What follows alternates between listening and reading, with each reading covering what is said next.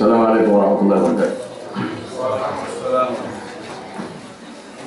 Alhamdulillah Rabbil Alameen wa salatu wa salamu ala ashrafil anbiya wal mursaleen wa ala alihi wa ashabihi ajma'in. Wa ba'd. My dear brothers and sisters, I have been placed on something which makes me feel as if I am sitting on a camel, and also the seat slopes forward. So if you suddenly see me disappear from the screen, it means that I have fallen to the ground. I have asked for a normal, ordinary chair, but that's they've gone to look forward. So inshallah, at some point that will come. It is, alhamdulillah, a good thing and a dangerous thing to have a lecture like this in an event like this.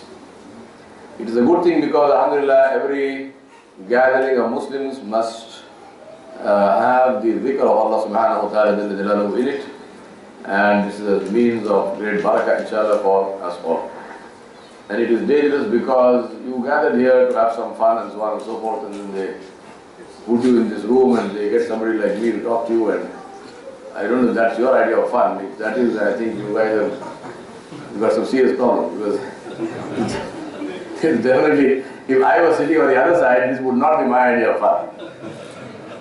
So you have only yourselves to blame, and if you want to blame somebody else, I think Sheikh Abu Uthman is a good person. You can blame him for creating this.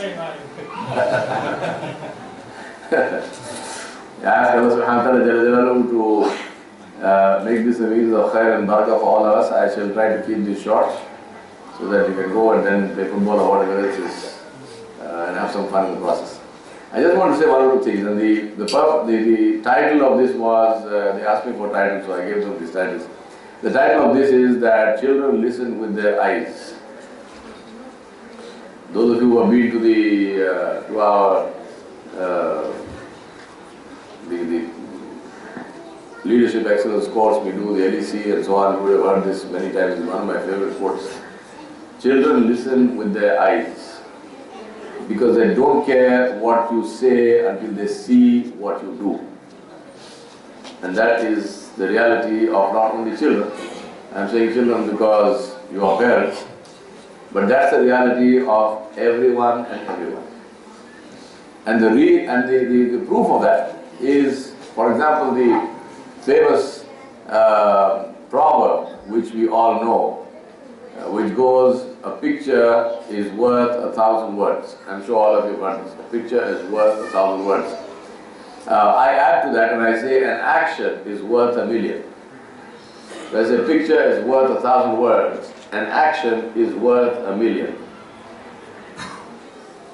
Let me tell you about one of the most recent things that's happened in the US and Texas after the trumpetization of America. Various interesting incidents have been happening, and among them is what has been a new term invented, is Islamophobia. It's funny because it's the Muslims who should be afraid. I don't know with what is going on, but it's Islamophobia. People are afraid of Islam. For what? I don't know what they are afraid of. If anything, Muslims should be afraid that they are being attacked. So may Allah save us and save all those who are being attacked from their attackers. But what happened in Texas was something the opposite of that. There was this man who went in opposite the Irving Masjid with a big sign, and he said, the big sign, the sign reads, "You belong. Stay here, you belong. You are part of America." Now the key thing is that here is a man who's, so they went and asked him, so why do you do that? Have you become Muslim, or have you become inclined towards Islam, or did somebody give you dawah or something? The man said, no, I have not become Muslim. I have no intention of becoming Muslim. He said, I am Presbyterian. I am a Christian. And he said, what I am doing is what my religion teaches me. He said, what I am doing here is not for Islam, but it is for Christianity. He said, what I am doing here is not about them, it is about me. I am doing this because this to me is the equivalent of binding the wounded. This is the equivalent of washing the feet of the guest which Jesus, Isa alayhi salam, did. Now that one man's one action and the sign, the placard that he made was worth more than zillions of protests and people walking in the street and whatever else. Of course, we applaud and we thank all those who stand up for justice. And as they say, justice will not happen until those who are not affected by injustice stand up against it. Justice will not happen until those who are not affected by the injustice stand up against that injustice. For people who are affected to stand up against the injustice is of course normal. If it pains, then you will cry. But justice will happen and will be achieved only when those who are not affected by the injustice stand up against the injustice, not because it pains them, but because injustice to one is injustice to everyone.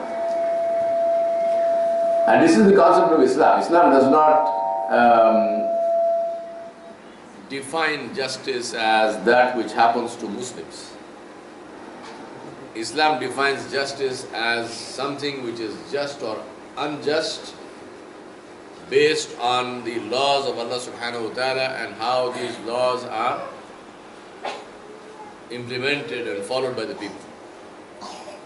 Whether Muslims are affected adversely or others are affected adversely is not the argument in Islam. All the laws of the Sharia are equal for everyone irrespective of whether they are Muslim or not Muslim.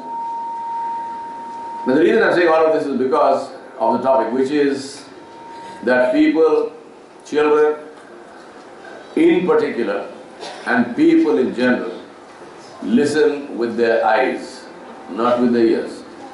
And as I said, why is that? Because people don't care what you say until they see what you do. Walking the talk is absolutely critical because credibility falls through the gap between talk and walk. Credibility falls through the gap between talk and walk.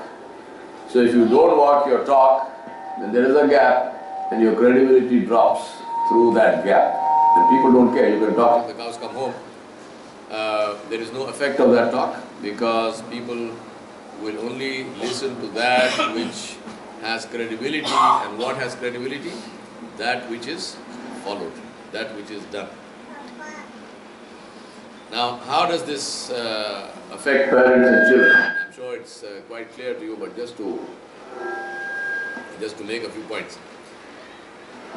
I always say to parents, give your children memories.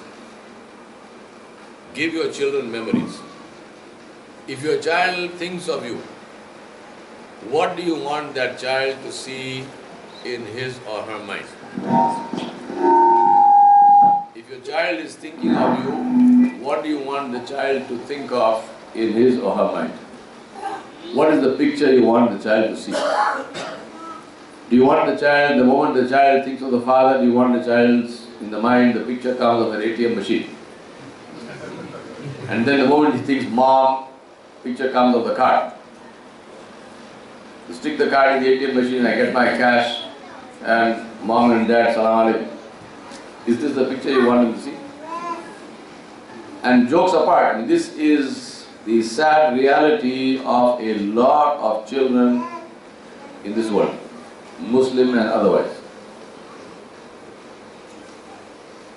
Sum total of the effect of parents in their life can be translated into a dollar figure.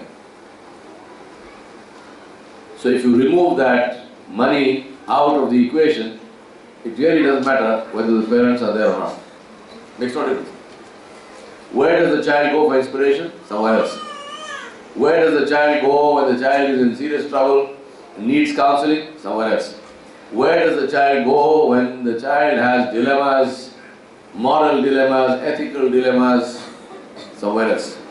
Where does the child go when the child feels the need for spiritual, when the child is in a state of spiritual conflict, when the child needs close attention, when the child needs to ask some questions which are within quotes embarrassing questions, which are within quotes questions which might be conflictful somewhere else.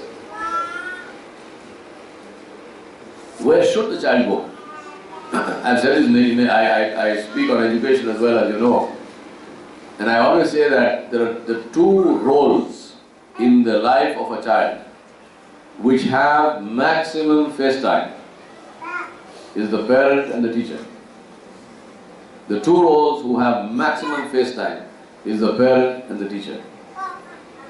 And sadly, these are the two roles which seem to have the least effect on the children. That's crazy, because the amount of time that you have with children, parents and teachers, your child's entire perception should have these two roles running as the foundation, as the backdrop, but that's not the case. And illa mashallah, I'm not sitting here to pour some blame on anybody, but illa mashallah, except those who have made the effort. The reason why parental influence and the influence of teachers on children is minimal is because minimal effort is made for that influence to be there. You get what you pay for. That's the reality of life. You get what you pay for. On a side note, people across the world, they talk about the way society and ethics and morals have been corrupted globally. How else do you explain somebody like Donald Trump getting elected as President of the United States? Read the Constitution of the United States. Read the Bill of Human Rights. Where does Donald Trump fit in that? But he's the president. He will be the president. How does that happen? It's not accident. He got elected because people elected him. And they didn't just pop out from nowhere. They were there. These are not social changes, are not things, they are not like a light switch, you turn it on, turn it off. No. Social change happens over years, for decades. Just because you and I did not notice that social change, it doesn't mean that it wasn't happening, it was taking place. I'm giving you that as an example because it's there in front of all of us, but we need to look at our own lives and say, what are the kinds of social changes that we have allowed to happen? Whether this allowing to happen was done deliberately or whether it happened accidentally is immaterial. The fact is that we were there at the door with the power to allow or not allow a negative social change to take place, and we allowed it to happen. So whether somebody, an intruder, asks your permission and enters your house, or whether he enters your house behind your back, the damage that he does is exactly the same. So what are the social changes that have happened in our society, in Muslim society? And how have these changes, are they net positive, are they net negative? I'm not saying everything is negative, it is not. There are positive changes as well, but that's why I use the term net. What is the net result of it? The reason I'm saying this is not because we need to sit here and self-flagellate and feel bad about those things. The reason is that at some point in time we have to stop and say, alright, so this has happened, now what? Now what? What is it that I can do starting right now to stop the negative change and to reverse it and make it positive, so that all these little ones who are running around here, the world that they inherit from you will be a world which is better than the world that you inherited from your parents. That will not happen by accident. That won't happen if we sit and wish for it. And let me say this very clearly, it will not even happen if you make dua for it till you drop dead. It will not happen. Your dua will not work. This is not my fatwa. This is what Allah subhanahu wa ta'ala Jalla Jalaluhu mentioned and said in His Kalam. Allah said, Ya ayyuhalladhina amanu ista'inu bis-sabri was-salat. O you who believe, take the help of sabr and salah. The sequence. What is sabr? Sabr is to make the maximum possible effort that you can make in a particular situation. To do the absolute maximum that you can do is sabr. Sabr is not to sit around waiting for good things to happen. Sabr is to make the maximum effort. What is my dalil? How do I say that? I say that because read the Quran, wherever Allah subhanahu wa ta'ala Jalla Jalaluhu mentioned mujahideen, Allah used the term sabirin. Now what is a bigger icon of action than a soldier fighting on the front in the battlefield? He's not sitting around making dua, he's making his maximum effort, he's literally putting his life on the line. And Allah called such people sabirin. So what is Allah subhanahu wa ta'ala saying? Take the help of sabr. Do the best that you can do. Given your resources, given your understanding, given your power and authority, do the best that you can do, was salah. And then ruju ilallah. Salah in the meaning of the formal prayer, salah also in the meaning of dua. The sequence. What is the tafsir of this from the seerah? Because the life of Rasulullah ﷺ is the living tafsir of the Quran. What is the tafsir of that? The Battle of Badr. Many other battles as well, but the Battle of Badr is a very classic example. What did the Messenger Muhammad ﷺ, what did he do? Did he sit in Masjid al-Nabawi al-Sharif and make dua for victory? No. He went to the place. He went to the place, whatever resources he had, he took the advice of people, he set himself up in the right place, he deployed his troops, he gave the command of the 3 different battalions to 3 different people. After completing all of that, then Rasulullah ﷺ stood in salah and dua. And then what dua did he make? He said, oh Allah, if this thing fails, then there will be no one to take your name on the face of the earth. Oh Allah, help them because you promised me that you will help us. Why is he doing that? Because his Rabb Jalla Jalaluhu said, Ya ayyuhalladhina amanu ista'inu bis-sabri was-salah. And then Allah subhanahu wa ta'ala, the bashara of Allah subhanahu wa ta'ala. Did Allah say, when you do that, I will help you? Did he say that? What did he say? He said, Inna Allaha ma'as sabirin. Allah did not say, I will help you. Allah said, I will be with you. There is a world of difference. There is a world of difference between the promise of help from someone who is powerful and that person saying, I will be with you.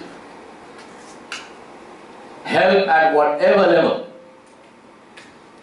has a boundary to that, has a limit to that. I will help you. Fine. I'll give you $1 million, whatever. But I am with you. What does it mean? It means that I, with all my resources, all my power, all my authority, all my everything, I'm with you, I'm by your side. What a difference. Inna Allah ma'as sabirin. The ma'iyyat of Allah subhanahu wa ta'ala is not by your side. The ma'iyyat of Allah subhanahu wa ta'ala, I'm not going to go into the specific meaning of what is the ma'iyyat of Allah, but it is the meaning that Allah subhanahu wa ta'ala then literally takes charge of that entire amount. And how can something fail which Allah has taken charge of?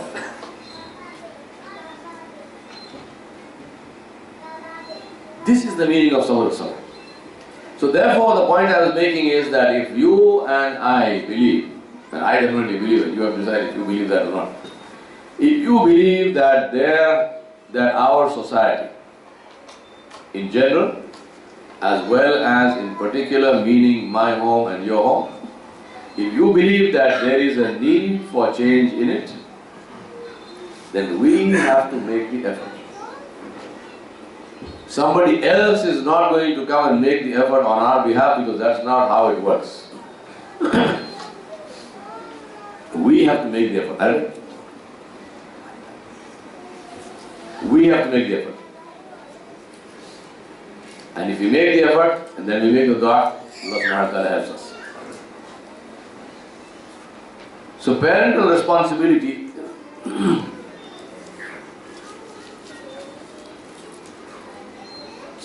responsibility obviously extends to material support for the children. But if parent responsibility ends with that, and that seems to be the general problem, pay the bills. They want gadgets, buy them gadgets. So we have converted children into people who are constantly asking, I want this, I want this, I want this, I want this, I want this, and the parents give. So what is the mentality that we are creating?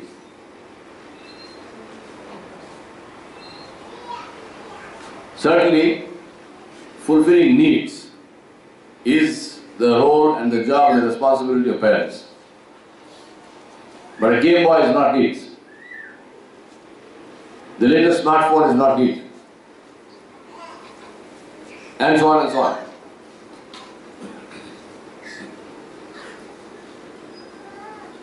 Second part of it is, what about the spiritual needs of the child? What about the intellectual needs of the child?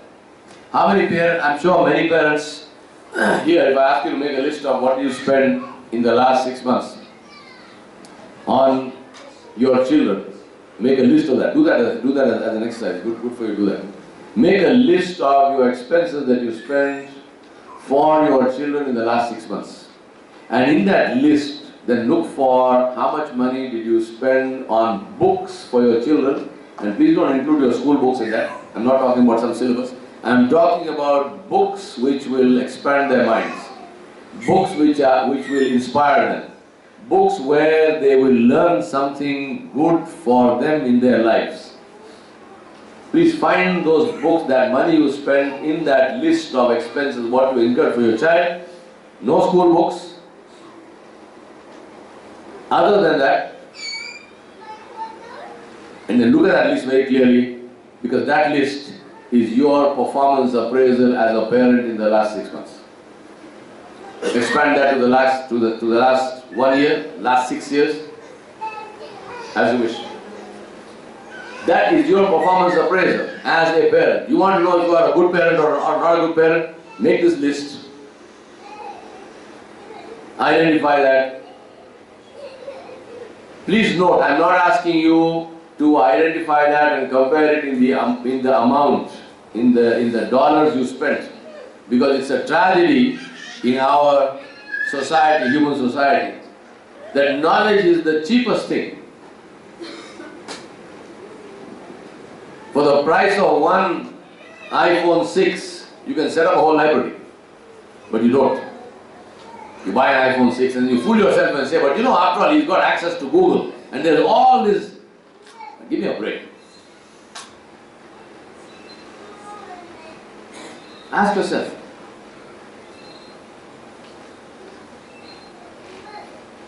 I'm not going to try and guess what your list will look like, because I don't know. I mean, I know many of you, but I don't know many more. So, wallah, that's for you to see. But make this list. What did you spend on your child in the last 6 months or 1 year? Actually sit and make the whole list.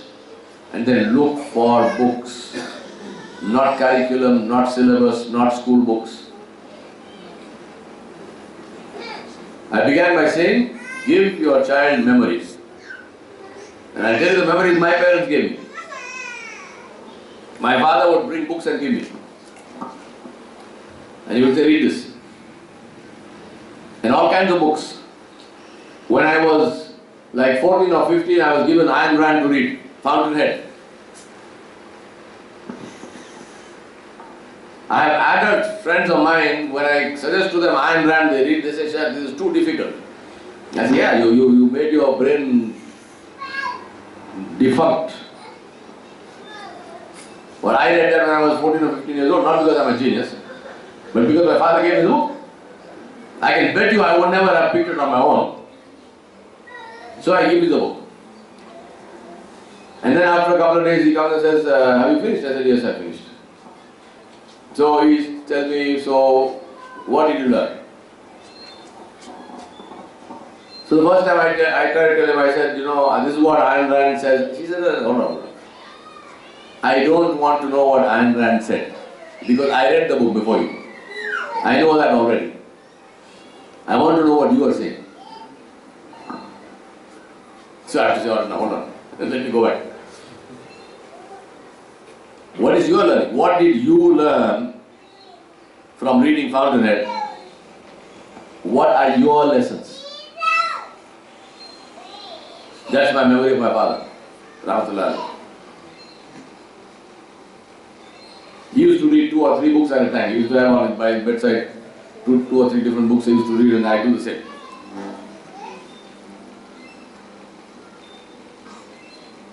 It's a wonderful thing to be able to hold in your mind 2 or 3 different plots and still find them and still make sense of them as you're reading. The mind is like the body. The more you tax it, the better it develops. Keep your children memories. Ask yourselves, if my child, you don't have to wait until you die for them to think. Anywhere, your child is in college, in university, wherever, and the child thinks about you, thinks about the father, thinks about the mother. What is the picture in their mind? What are they remembering? Another memory I have of my father, and you've heard this from me, many of you who listen to my lectures.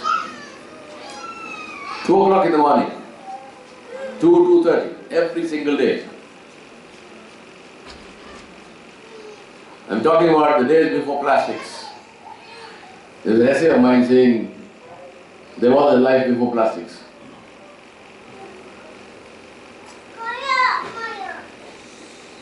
2:30 in the morning, I would always hear the sound of a metal bucket being put on the ground in the bathroom. So there was clang, because the metal buckets, they used to have a handle, and you put the bucket on the ground, you drop the handle, it goes clang. So hear this clang. And then we'd hear the sound of my father making wudu. And then he would come out and he would pray tahajjud, and then he would sit and recite Quran.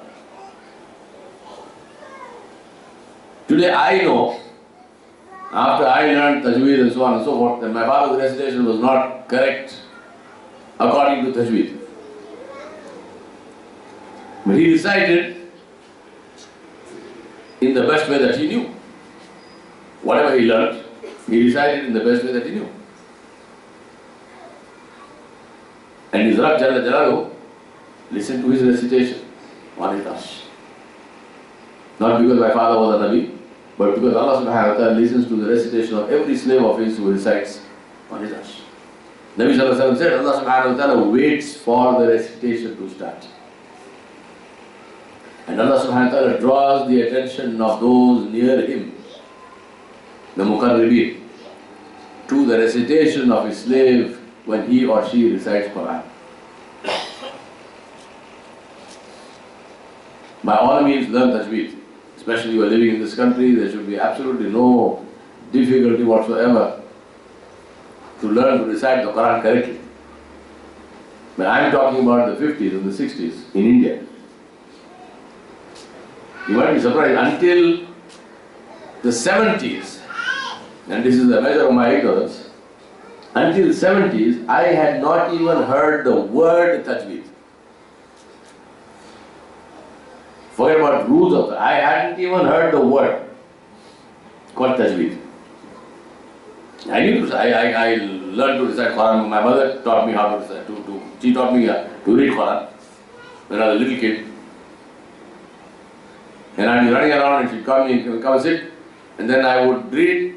And after I read, 4 or 5 lines, I'll get very restless, so she'd let me go. But she'd be sitting there. And she had this big, massive volume of the Quran, big thing, it was like A4 size. And it had a green background. And my mother always said the green background is cool to the eyes, it's easy to read. So she would be sitting there. And I know she's sitting there, so I'd go, run around, come back. Then she'd make me sit and she will tell me read some more. And when I'm reading, if I mumble, she said, no, read loudly. She said, you know, these trees, they are listening to that. And on the day of judgment, they will bear witness. Eh? Memories. Give children memories. And then my father, he would finish his recitation and so on. And then at the time of Fajr, my father would come into our room. He never woke us for tahajjud. Never. All of this we hear because of the noise in the house. Otherwise, he never came and woke us up for tahajjud. But for Fajr, he would come and wake us up. And he would say, Salatu khairun minan nawm. And he would pull off the covers. My brother says to this day, he says, I used to hate that. It's very cold. Hyderabad is very cold, especially in winter. I mean, in winter it's quite cold. And you know, you have your covers, with covers. No, you had to get up for Salatul Fajr. No way. If you were alive, you woke up and you prayed Fajr. And everyone, I mean, you were young ones and older ones, and we have 5 of us, so, you know, everyone, you wake up and you pray Fajr. And we were very far from the masjid, so we used to pray at home. My father would read Salah, I would call the other, my father would read Salah. We would lead the Salah behind my father, my brother and I, and behind that my mother and our sisters. We used to pray in Jama'ah at home.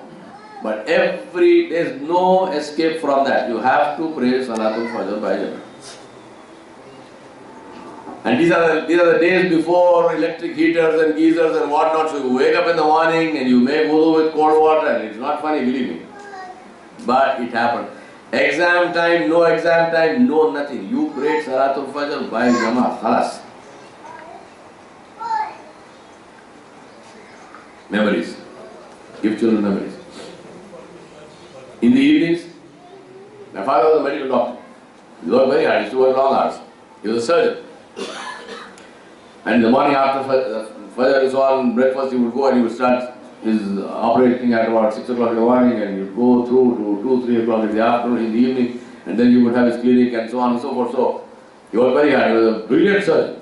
And he was one of the finest diagnosticians that I've ever seen in my life. I'm not saying this because he was father. These were the days before the gadgetry.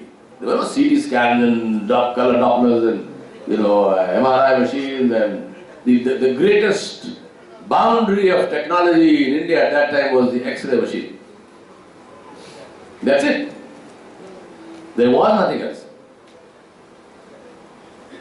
And I have seen my father, he would simply sit and look at a man and he would go down from head to toe and he would say, this is what is wrong with him. And invariably correct. I mean, phenomenal. That entire generation of doctors was like that because they had no gadgetry. So their clinical diagnosis was phenomenal. So he would do all this, and then he would come back in the evening at home. And after Maghrib, we would sit out here. We have a nice big house and about half an acre of garden around it. I was very fond of gardening, so I used to do a lot of that. So in the garden, they would spray water on the ground and get it swept and so on. So it was nice, and some big trees were there. So chairs would be arranged around and we would sit together there as a family. So my father, my mother and the 5 boys. No one else. And my father would recite the poetry of Iqbal, Allah Iqbal.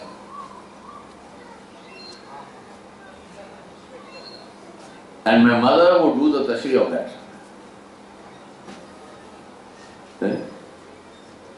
My father knew hundreds of lines of poetry by heart. And he would recite the poetry and my mother would explain it. Who is he doing it to? I think the littlest one of us at that time was probably about 5 years old. listening to the poetry of Allah.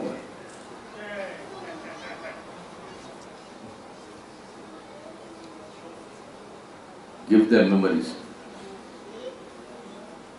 Then we would listen to Radio Ceylon in those days. Where is Niaz? There's something called Radio Ceylon. Long ago, there was no television and so on. We had to learn the word. So, Radio Ceylon. And in Radio Ceylon, you would get the news. So after you will hear the news, my father would sit and he would analyze the news. And he would talk about what happened in the past and what does this mean and so on and so on. And he's doing all of this to little kids. The only adult there was my mom. Sounds crazy, no? Today we've got our gadgets and we've got our television sets and so on and so forth. And when the kids give you trouble, throw some more money at them and it's gone. We had no money, alhamdulillah.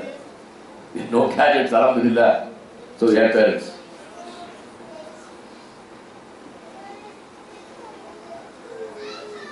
Radio Ceylon very famous also for Amin Sayani and Binaka Geetmala.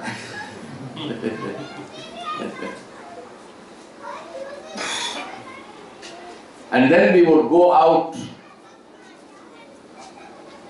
My father bought a car, a Fiat 1100. At that time I think he paid 11,000 rupees for it. This is before our demonetization, so money had some value. So he paid 11,000 rupees for it. And I think 15 or 18 years later he sold it for 35,000 rupees.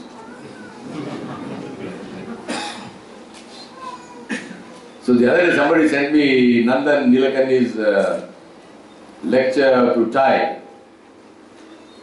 And Nandan is rattling on his figures, walking up and down on the stage, and he's got a big screen behind him and he's rattling on his figures, and he's saying that, in the money order was invented or was started in 18 something, and in the last 100 years, the total amount of money, the total volume of transaction on money, money orders was exceeded in 3 years by the total transactions on wire transfers, banking transactions. So these wire transfer banking transactions in 3 years exceeded the total volume of transactions over of 100 years over money orders, and everybody sitting there with a jaw dropped and wow, fantastic. And I'm thinking to myself, excuse me, 11,000 bucks bought you a car, man. So how will you get volume? Today I want the car, I have to spend 100 times that. So effectively for the same thing, the volume has gone up 100 times. You're telling me that's development? You must be crazy. And the people listening to you are even crazier. How do I think like this? Because at the age of 10, my father used to analyze news for me.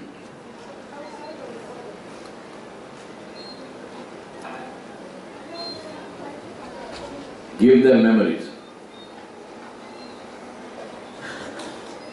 The final memory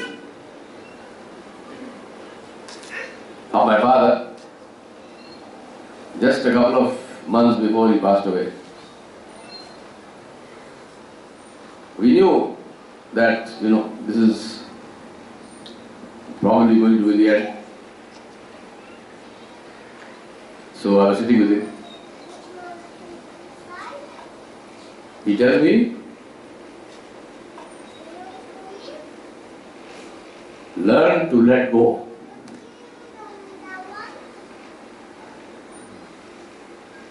Yeah.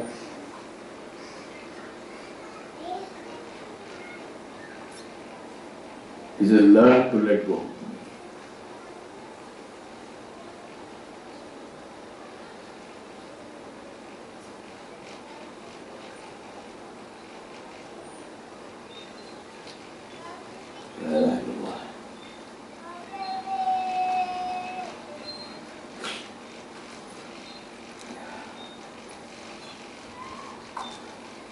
Give children memories, because that is one inheritance of yours that nobody can take away from you. Anything else you leave them, it is material. They may have it, they may not be able to hold on to it, they may lose it, somebody will take it away from them. But the memories you give them, no one can take them away. And remember, that applies to both kinds of memories. So watch and ask yourself, what kind of memories am I giving my child? Ask yourself, what do I want to be remembered for? And the final point I want to make and end with that, which is my motto, my principle in life. I say to myself, I will not allow what is not in my control to prevent me from doing what is in my control. I will not allow what is not in my control to prevent me from doing what is in my control. Because no matter how powerless you may be or how powerful you may be, there will always be things that are in your control and there will always be things that are not in your control. And you have a choice. You can either cop out and look at the things which are not in your control and say, well, what can I do? Or you can choose to take responsibility and look at the things that you can do. There will always be something on either side. And that is where what Rasulullah's hadith means, inshallah, where he said that the individual is responsible for the ummah and the ummah is responsible for the individual. As we understand, the ummah, when we say that as an unqualified term, it means the entire humanity in general, not only Muslims. Because the ummah of Muhammad ﷺ is every human being on the face of the earth until the day of judgment. Muslim, not Muslim, one who believes in him, one who does not believe in him, the one who accepts him and honors him, the one who rejects him and abuses him, are all his ummah. And he said the Muslim is responsible for the whole ummah and the whole ummah is responsible for the individual. So ask yourself, as a person, what is it that I can do? What kind of memories can I give my children? And do that consciously. Ask Allah subhanahu wa ta'ala to be pleased with you and give you strength and power and authority to do that which is pleasing and to leave behind you a legacy of honor that will be a means of sadaqatul jariyah for you long after you're gone. And billahi ta'ala, because you bring up children like that, you carry this forward for generation after generation, inshallah. وصلى الله على نبي الكريم وعلى آله وصحبه أجمعين برحمتك يا رب العالمين.